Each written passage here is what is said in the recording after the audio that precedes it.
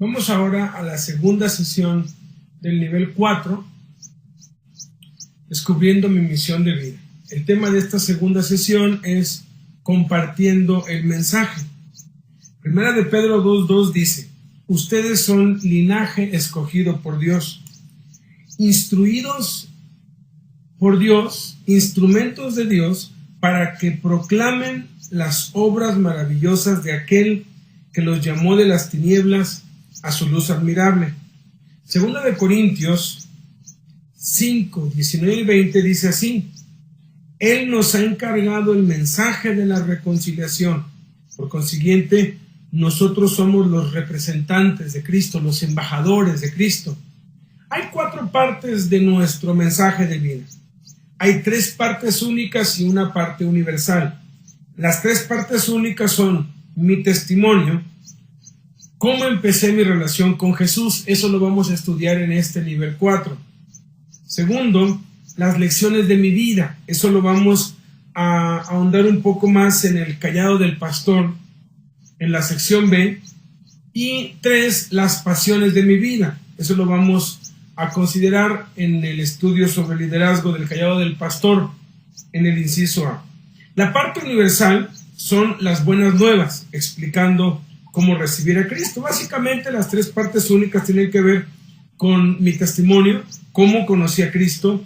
Las lecciones de mi vida, es importante que aquellas cosas que ha aprendido durante la vida, los errores que ha cometido, los pueda usted utilizar como un arma a favor para ayudar a otros. Esta vida siempre nos da lecciones y en esta vida aprendemos, y a medida que aprendemos esas lecciones tenemos que comunicarlas a otras. Y las pasiones de nuestra vida tienen que ver con aquellas cosas que nos entusiasman, que nos consumen, que amamos, que podemos utilizar también para la obra de Dios, como este gran corredor atlético que ganó muchas medallas de oro en las Olimpiadas, que él decía que Dios le había dado el don de correr y que iba a correr para la gloria de Dios. Entonces, esas 3 partes únicas tenemos que combinarlas para compartir y aprender a compartir nuestro mensaje de vida. Y la parte universal es la que cualquier mensaje de vida debe contener. Entonces, empecemos por examinar compartiendo mi testimonio. Un testimonio personal es la forma más persuasiva de comunicación. La Biblia está llena de testimonios. Vemos al rey David en el Salmo 66:16, dijo: vengan y escuchen y les diré lo que Dios ha hecho por mí.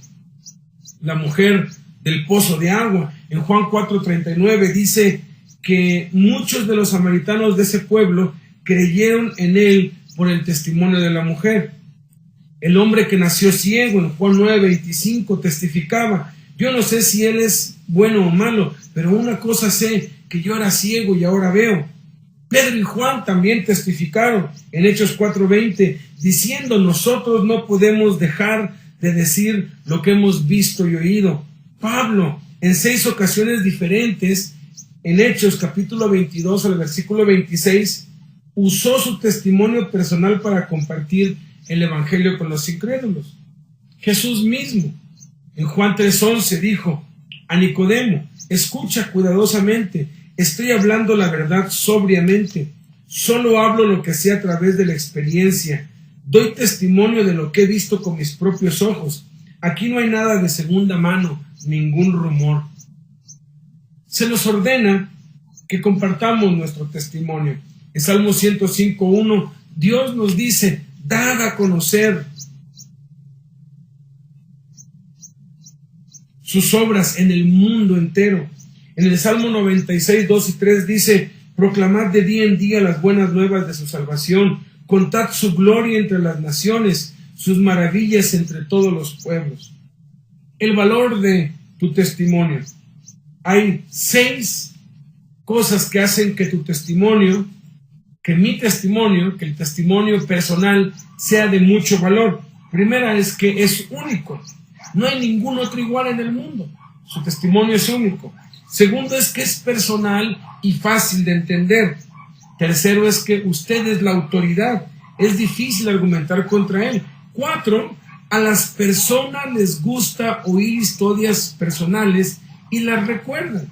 5, las personas se relacionan, construyen un puente correlativo.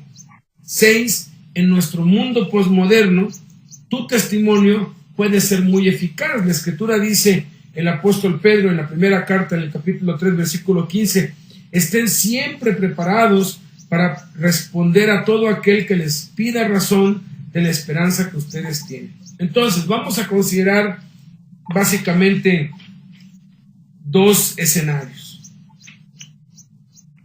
3 escenarios, perdón. El primer escenario, si usted se volviera cristiano en la edad de adulto. En mi caso, yo conocí a Cristo a los 20 años, ya estaba en la edad de adulto. El segundo escenario es si te volviste cristiano cuando eras niño, pero te alejaste o nunca maduraste como adulto. Es el caso de muchos. Y el tercer escenario, si te volviste cristiano desde niño y nunca te desviaste, que eso sería lo ideal. Eso es lo que yo le pido a Dios por mis hijos. Las 4 partes de tu testimonio, si tú te volvieras cristiano en la edad adulto, las 4 partes de tu testimonio deben incluir, número 1, ¿qué era mi vida antes de encontrar a Jesucristo? Hay 4 preguntas que te pueden ayudar a construirlo. Nosotros siempre animamos a que escriban su testimonio, empezando por contestar estas preguntas y poco a poco van saliendo más cosas. Pregunta primera, ¿qué circunstancias comunes identificaría un incrédulo o alguien que no ha recibido a Cristo? Hablando de lo que era tu vida antes de encontrar a Jesucristo. Segunda, ¿cuáles fueron tus actitudes con las que un incrédulo se identificaría? Alguien que sabes que no conoce a Cristo, ¿con qué se identificaría? Tercera, ¿cuál fue la actitud más importante para ti? ¿Qué era lo que gobernaba tu vida antes de Cristo? Cuarta, ¿qué sustituía a Dios cuando encontraste el significado de la vida? El deporte, el ejercicio, el éxito en el trabajo, en los estudios, el matrimonio, el sexo, el dinero, las drogas, el alcohol, la diversión, la popularidad, las aficiones, etc. ¿Qué es lo que gobernaba tu vida? ¿Qué tenía el centro de tu atención? Luego pasas a la segunda parte. ¿Cómo comprendiste que necesitabas a Jesucristo? Y hay 4 preguntas que te ayudan a armar tu testimonio. El primer paso es escribir y después ponerlo en orden. ¿Qué pasos claves te llevaron a tu conversión? Segunda, ¿qué necesidades, heridas o problemas te inquietaron con la manera en que estabas viviendo sin Dios? Tercera, ¿cómo consiguió Dios tu atención? Cuarta, ¿qué te motivó a buscar de Dios, a buscar de Cristo? Esa es la segunda parte. ¿Cómo comprendí que necesitaba a Jesucristo? Tercera parte, ¿cómo comprometí mi vida a Cristo? 2 preguntas que te ayudan. ¿Qué hiciste específicamente, detalladamente? ¿Qué sucedió? ¿Qué dijiste en tu oración? Ser específico. Y cuarta parte, la diferencia que ha representado Jesús en tu vida. 5 preguntas. Primera, ¿qué beneficios has experimentado o sentido? Segunda, ¿qué problemas se han resuelto? Tercera, ¿cómo te ha ayudado Jesús a mejorar? Cuarta, ¿cómo te ha ayudado en tus relaciones? Quinta, da un ejemplo actual. ¿Qué beneficios tienes hoy en día? Hay una pirámide del testimonio que es importante tomar en cuenta. En la parte más alta, es la parte 1, es poco tiempo. La pirámide se divide en 4 partes iguales y nos da la parte de más arriba, la primera parte, que es ¿qué era tu vida antes de encontrar a Jesucristo? Utiliza poco tiempo. Digamos que tienes 15 minutos para compartir tu testimonio. Debes utilizar 2 minutos máximo para hablar sobre lo que era tu vida antes de Cristo. Luego, ¿cómo comprendiste que necesitabas a Cristo? Es la parte 2, menos tiempo. Allí con 1 minuto en la parte 1 y 2 minutos en la parte 2, ya son 3 minutos, debe ocupar poco tiempo. Luego la parte 3 es un poco más de tiempo. ¿Cómo comprometiste tu vida a Cristo? ¿Cómo conociste a Cristo? Allí sí te extiendes un poco más y podríamos estar hablando de, si tienes 15 minutos, tienes 2 minutos, 1 minuto, 3, y luego le añadimos unos 4 minutos, ya llevas 4 y 2, 6 y 1, 7. 4 minutos. Y la parte más importante es la diferencia que ha representado en tu vida, o sea, cómo es tu vida hoy en Cristo. Y eso ya nos da unos 8 minutos. 8 más 4, 12, más 2, 14, más 1, 15. 1 minuto para cómo era tu vida antes de Cristo. Lo que menos importa son las cochinadas y las tonterías que has hecho. Hay quienes tardan demasiado tiempo contando cómo preparaban la droga y qué es lo que sentían. Y todo ese tiempo se lo pueden ahorrar simplemente diciendo: yo fui drogadicto durante 5 años. Y estuvo listo todo. Porque no es conveniente que en el testimonio se den detalles acerca del pecado. No se trata de hablar de las tinieblas. El riesgo que existe es doble. Uno, que alguien que nunca haya probado la droga, por ejemplo, y escuche cómo se hace la droga y qué es lo que se siente y qué es lo que experimentan, le dé curiosidad y sea tentado, incitado a probar la droga. El segundo peligro es que si en la audiencia hay alguien que sí probó la droga, pues vuelva a ser tentado con lo mismo. Entonces no tiene ningún caso. Es tan sencillo como decir: fui drogadicto durante 5, 10 años y basta, es suficiente.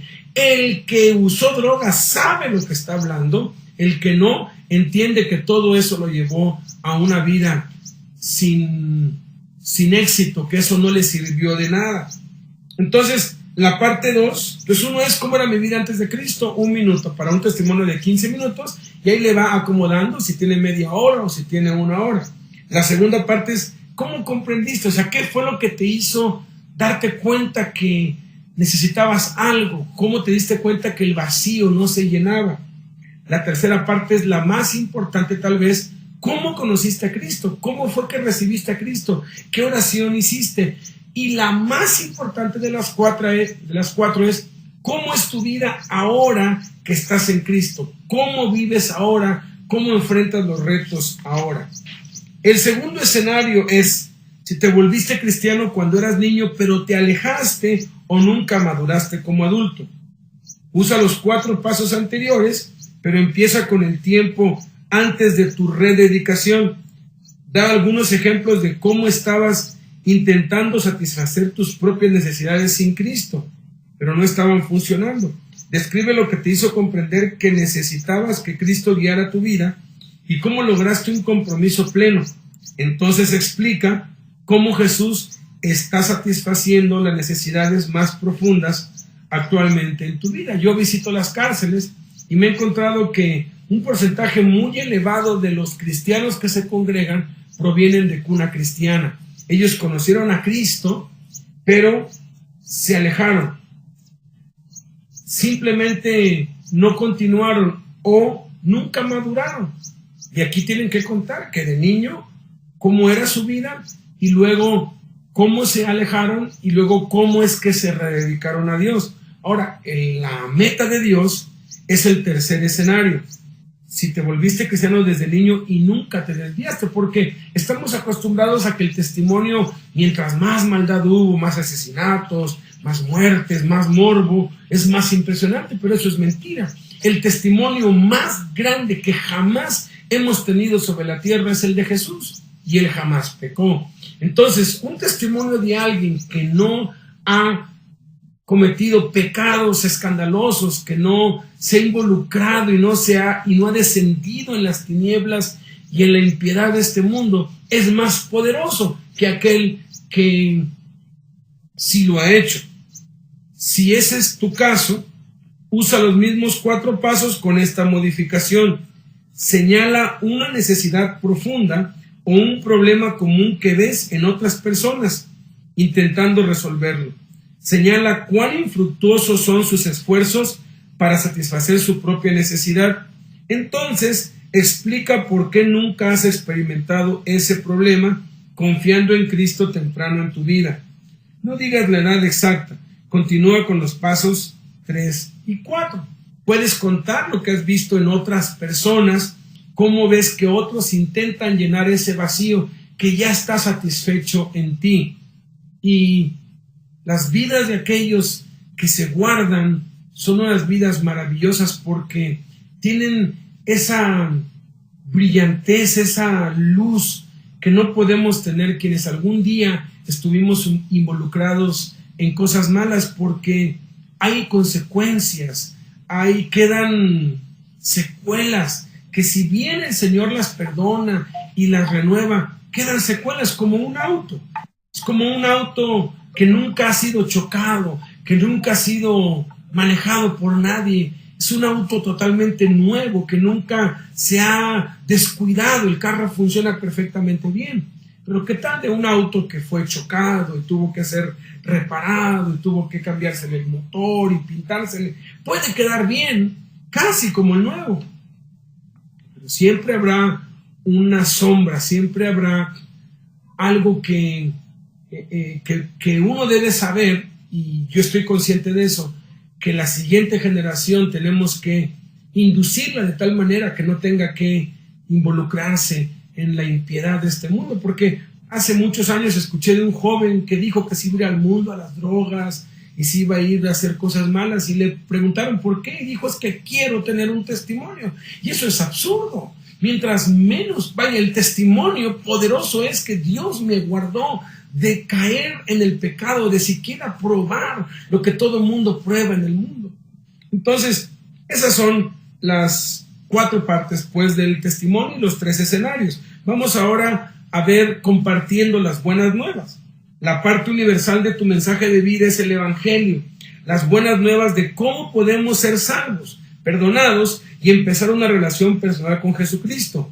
En el momento que confías en Cristo, Él te llama y te comisiona para ser un mensajero de las buenas nuevas a las personas que no han oído o no han respondido a Él. Entonces, ¿qué son las buenas nuevas? Hay 5 verdades básicas, las puedes resumir en 4, en 3, en 2 o en 1. De hecho, el simple hecho de explicar Juan 3:16, ya estás comunicando las buenas nuevas, porque en Juan 3:16 encontramos toda la Biblia condensada.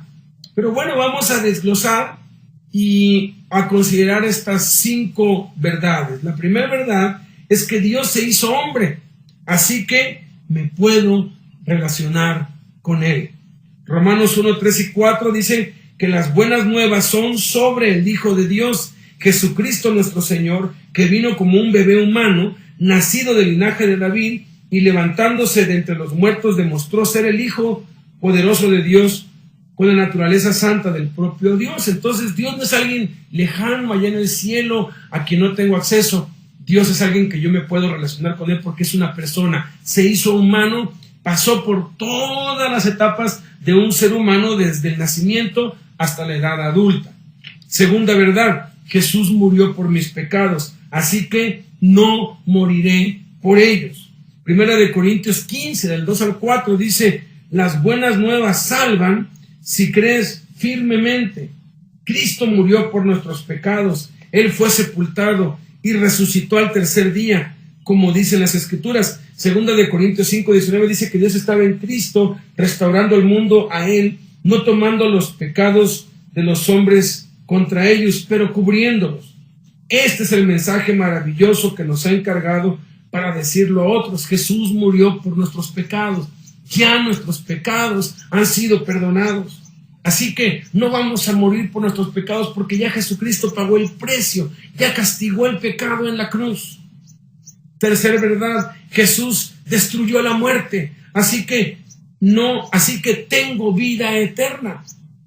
Segunda de Timoteo 1:10 dice que Jesús destruyó la muerte y a través de las buenas nuevas nos mostró la manera de tener vida que no puede destruirse, una vida indestructible. Usted y yo tenemos vida eterna, una vida indestructible. Somos inmortales por Cristo Jesús, porque Él venció a la muerte y Él tiene autoridad, tiene las llaves de la muerte y el Hades. Los cristianos, dice la Escritura, que ya no morimos. Sí, pasamos de este mundo al que sigue, pero no experimentamos la muerte. Dormimos en espera del glorioso día en que Jesús nos resucitará y nos traerá con Él a establecer su reino en esta tierra. Tenemos vida eterna. Esa es lo que cumplió Cristo. Al resucitar, resucitamos juntamente con Él, y es la promesa. Cuarta verdad: la salvación es un regalo, así que no tengo que ganarla. Romanos 3, 24, 25 dice: somos justificados gratuitamente por su gracia, por medio de la redención que es en Cristo Jesús, a quien Dios exhibió públicamente como propiciación por medio de la fe. Es un regalo. Por gracia somos salvos por medio de la fe. Es un regalo de Dios. Lo único que tenemos que hacer es aceptarlo. Es como una vacuna. Si usted está enfermo de algo y sabe que una inyección es la cura, aunque la inyección exista, no por eso usted va a ser sanado. Usted necesita ir con un doctor y pedirle que le aplique la inyección para que lo sane. De igual manera, la salvación eterna, la salvación del pecado, de la ira de Dios, únicamente es a través de Jesucristo, y tenemos que ir a recibirlo para poder disfrutar de los beneficios de esa salvación, y es gratuita. Ya Jesucristo lo hizo todo en la cruz. Y número 5, verdad número 5, se basa en la fe, así que solo debo arrepentirme y creer. Marcos 1:15, Jesús dijo: arrepiéntete y cree en las buenas nuevas. Romanos 1:17 dice: en las buenas nuevas, la justicia de Dios se revela por fe y para fe, como está escrito: mas el justo por la fe vivirá. Tengo que arrepentirme, tengo que creer, como cuando voy con el médico, tengo que reconocer: estoy enfermo, por favor aplíqueme la inyección, y tengo que dejarme, someterme a la inyección. De igual forma, espiritualmente tengo que reconocer que soy un pecador y que necesito cambiar, que necesito la vida de Cristo, que necesito la salvación. Memorice estas 5 verdades. Dios se hizo hombre, así que puedo relacionarme con Él. 2, Jesús murió por mis pecados, así que no moriré por ellos. 3, Jesús destruyó la muerte, así que tengo vida eterna. 4, la salvación es un regalo, así que no tengo que ganarla. Y 5, se basa en la fe, así que solo debo arrepentirme y creer. Ahora vamos a ver herramientas simples para compartir las buenas nuevas. Hay básicamente 3. Primero, folletos o tratados evangelísticos en cualquier librería cristiana. Hay muchos ministerios que los regalan. Uno puede ir en el autobús, puede ir en el metro, en la escuela, en la calle, en el trabajo, ir repartiendo folletos en donde hablen sobre el mensaje de las buenas nuevas. Es maravilloso. Tengo un amigo muy querido que él es peluquero, y a cada persona que va a su peluquería le regala un folleto. Tengo otro amigo que es doctor y en su consultorio a cada paciente le da un folleto o una revista o algo que hable sobre Cristo. Usted lo puede hacer en todos. Tengo otro amigo que él pues trabaja en un mercado muy grande y a todo mundo le reparte. Tengo otro amigo que es taxista y en su taxi a cada cliente, cuando se sube, antes de que se baje, ya le habló de Cristo y le da una revista. Se pueden hacer de muchas maneras. Segundo, ilustraciones gráficas. Hay ilustraciones que se presentan, hay también un cubo, hay una pelotita, hay colores, etcétera. Hay audiovisuales, videos acerca de la salvación. Y la tercera, que es la que usamos y que nos ha dado resultados maravillosos, es la encuesta de opinión popular, que está en el curso Cómo comunicar tu fe y que puede descargar gratuitamente de internet. Vamos ahora comunicando.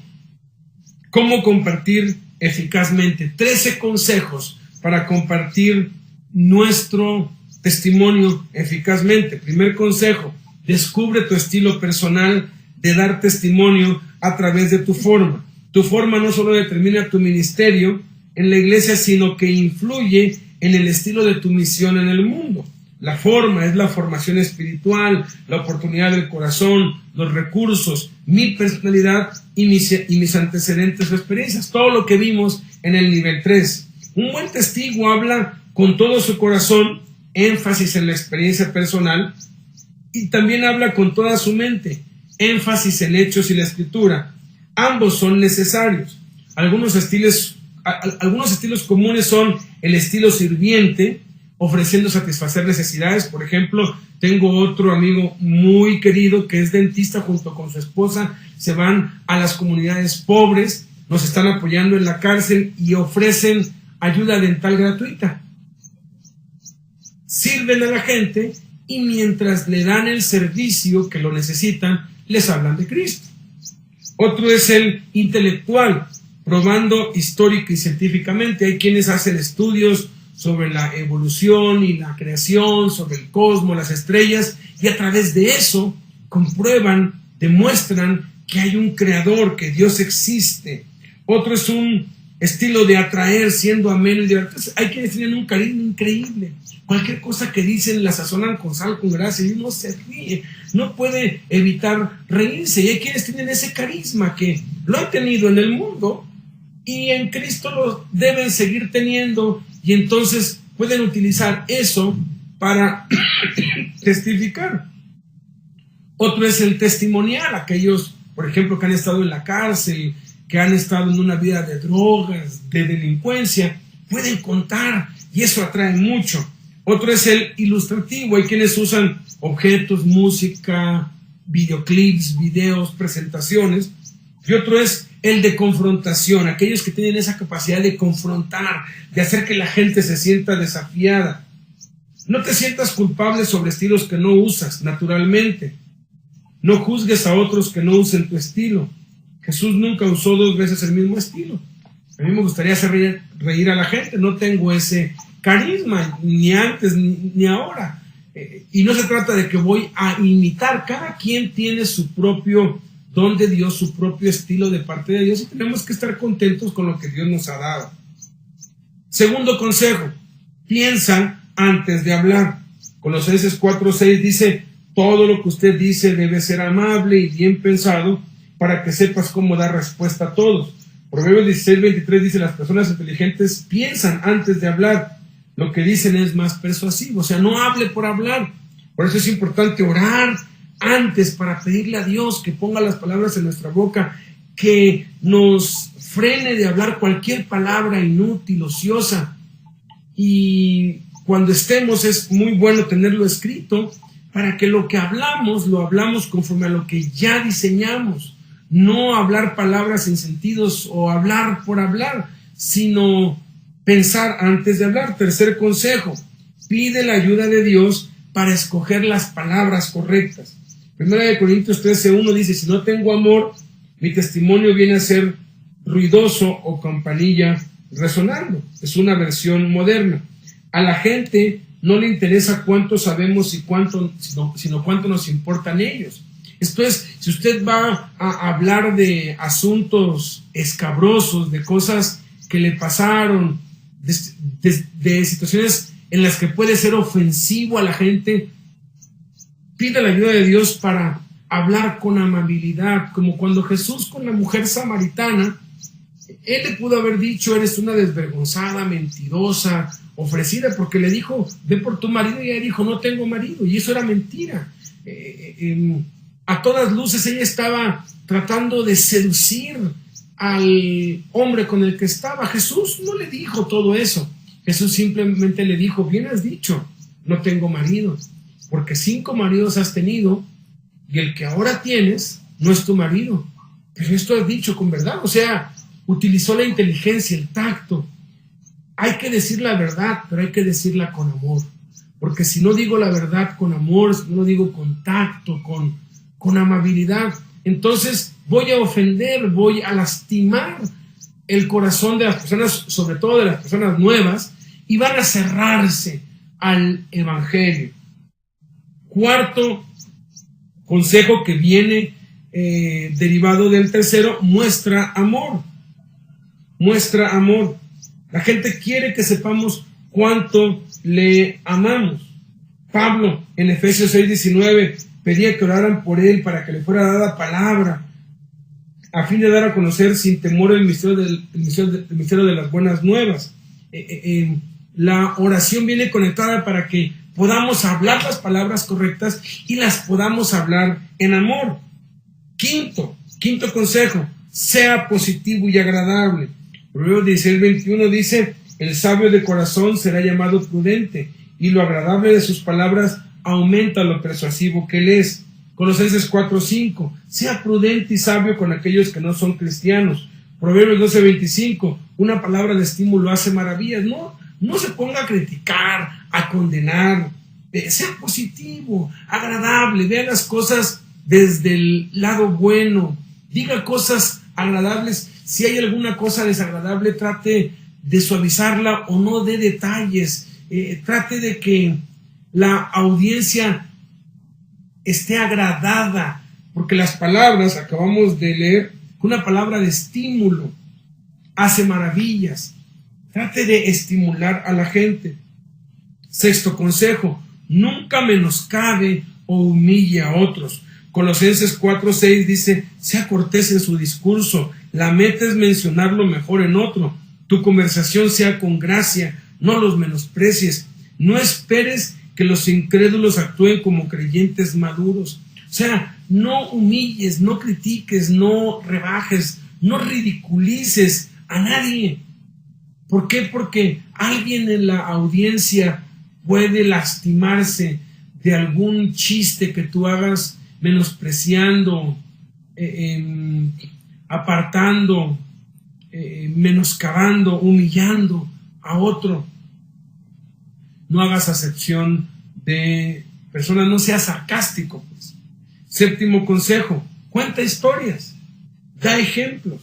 La gente se relaciona mejor a una historia. Jesús siempre usó ilustraciones que a las multitudes les agradaban o interesaban. En Mateo 13:34 dice: de hecho, él nunca les habló sin usar parábolas. Esto es, utiliza historias que obtengas, no sé, de las noticias, de algún libro de ilustraciones, de anécdotas, de algo que veas en algunos canales sobre los animales, sobre la ciencia. Es muy bonito poder relacionar lo natural, como lo hacía el Señor Jesús, que comparaba la agricultura con el reino de Dios, o la comida con el reino de Dios, y eso hace que a la gente se le grabe más. Octavo consejo, sea alegre. Lucas 7:34 dice que el Hijo del Hombre vino disfrutando la vida.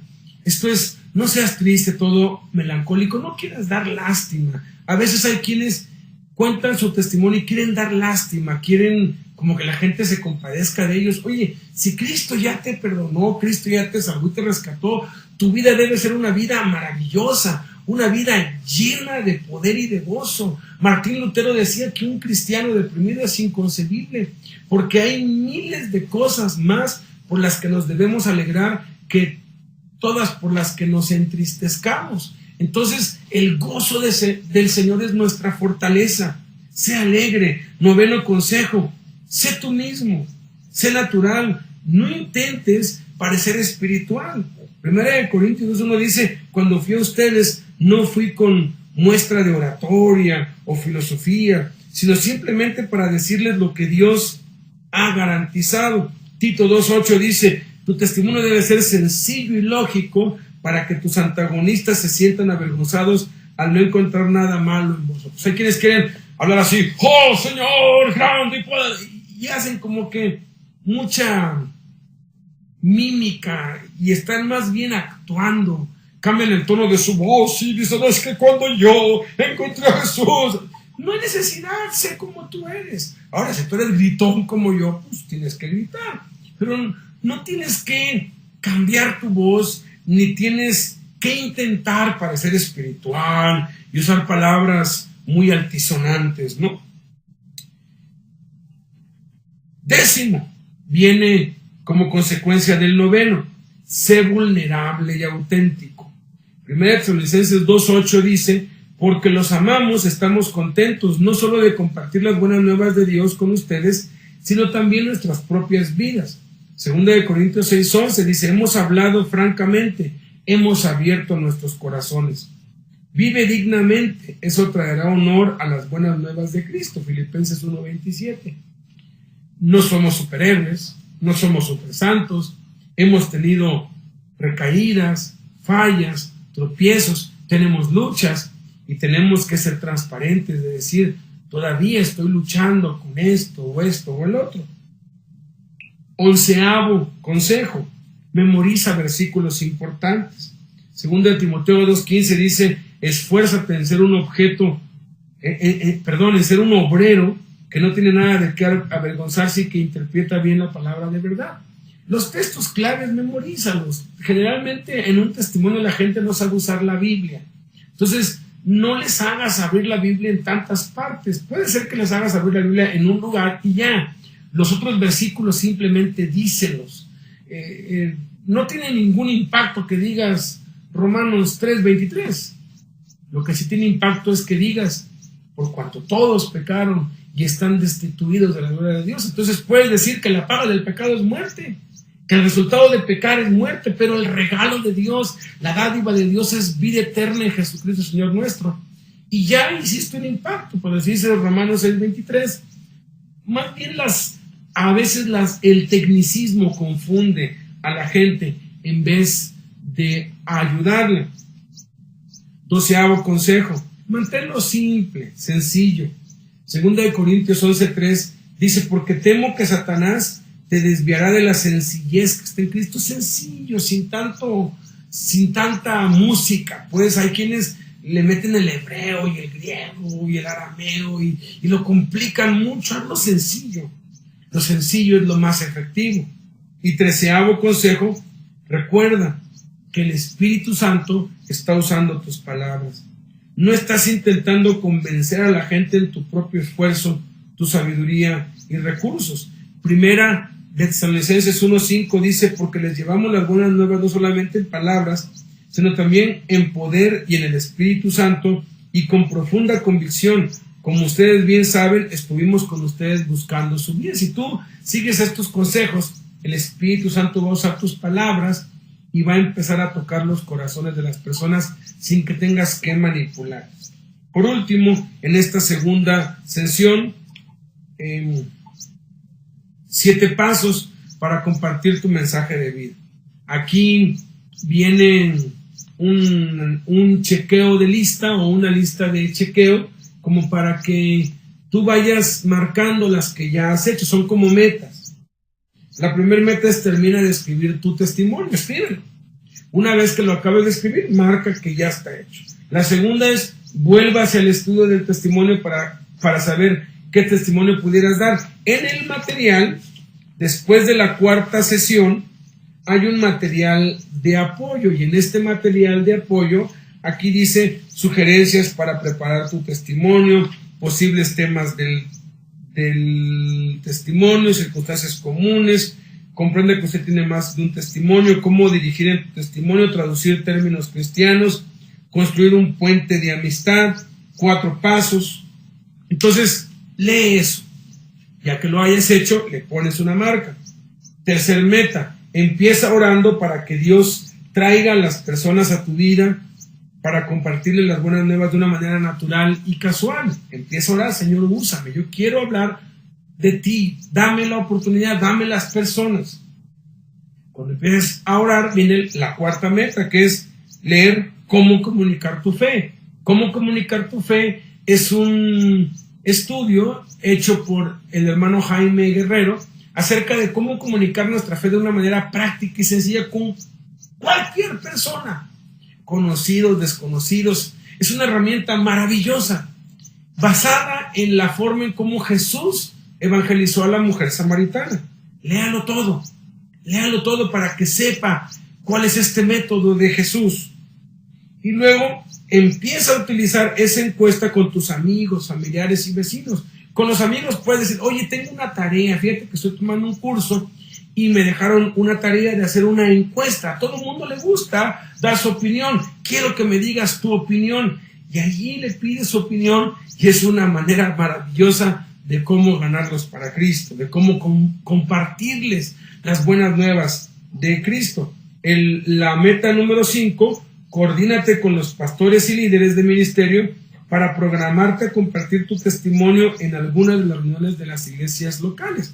De hecho, al final de este nivel, lo ideal es que cada líder tome conciencia de la necesidad de que cada uno lo haga y por lo menos allí en la iglesia comparta su testimonio conforme se vaya presentando la oportunidad. Si son varias iglesias, en casa, en comunión, que lo haga en una iglesia, luego en otra, y que vaya desarrollándose. Si ya hay ministerios, que vaya con los niños de la calle, a los hospitales, a las cárceles, a donde se esté yendo, y allí también lo haga. Y meta número 6, cuando lo hagas, respete el tiempo que te asignen para que pruebes que eres digno de confianza. Si te dan 15 minutos, usa los 15 minutos. Si te dan media hora, usa media hora, sujétate al tiempo. Padre, te damos gracias en el nombre de Jesús, Señor, por tu palabra. Gracias por lo que hemos aprendido y te pedimos, bendito Señor, que lo podamos poner en práctica en el nombre de Cristo Jesús. Amén. Tomamos un receso para ir a la tercera sesión.